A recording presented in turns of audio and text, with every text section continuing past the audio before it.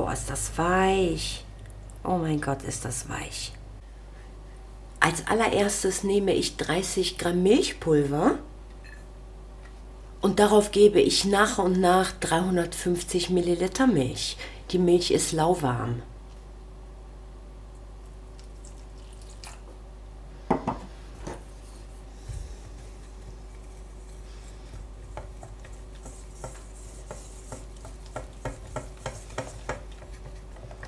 So, jetzt habe ich das gut verrührt, keine Klumpen, und jetzt gebe ich die restliche Milch dazu.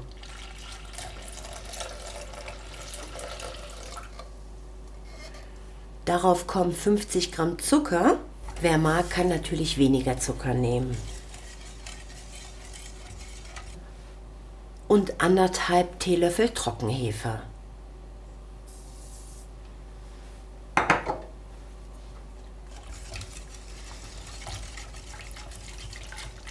Und das lasse ich jetzt ungefähr 5 bis 10 Minuten stehen, bis sich die Hefe ein bisschen aktiviert hat.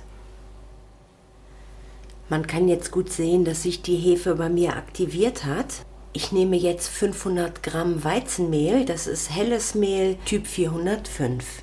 Darauf gebe ich eine Prise Salz.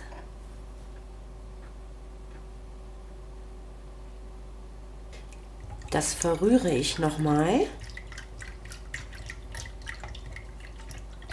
Und gebe mein Mehl darauf. Und das Ganze vermische ich mit meiner Küchenmaschine. Ihr könnt auch einen Mixer nehmen.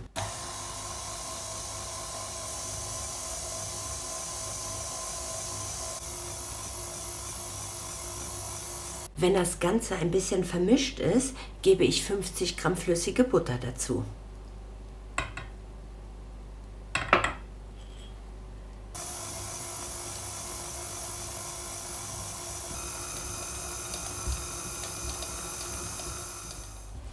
Mein Teig ist fertig vermischt.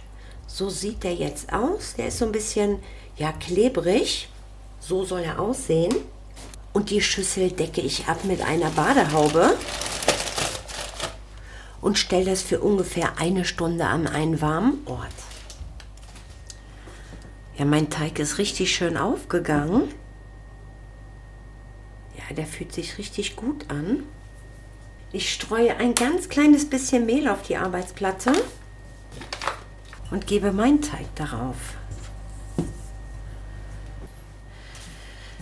So, der fühlt sich richtig schön elastisch an. Schaut mal. Der ist sowas von zart. Wahnsinn. Ich knete den Teig wirklich nur ganz leicht.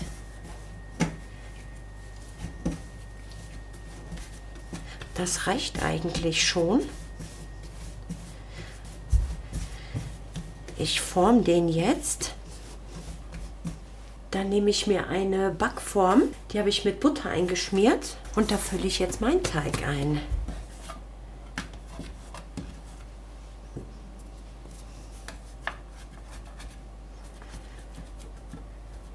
Das decke ich nochmal ab und lasse den Teig ungefähr 20 Minuten gehen. Mein Teig ist in der Backform noch mal richtig schön aufgegangen. Mein Backofen habe ich vorgeheizt auf 180 Grad Ober-Unterhitze und darin backe ich das Brot für 35 Minuten. Mein Brot ist fertig gebacken. Das ist ganz heiß und das schmiere ich jetzt direkt mit Butter ein. Und hole das auch direkt raus. Das Brot ist fertig ausgekühlt und das ist richtig schön aufgegangen. Ich finde, das sieht richtig toll aus. Und jetzt schaut mal von innen. Boah, ist das weich. Oh mein Gott, ist das weich. Schaut mal, wenn ich hier drauf drücke, wie das sofort wieder nach vorne kommt. Das ist wirklich ein richtig zartes, weiches, saftiges Brot. Ihr dürft das auf gar keinen Fall zu lange backen, damit das einfach nicht zu trocken und zu dunkel wird. Ich empfehle euch, das Brot 40 Minuten zu backen.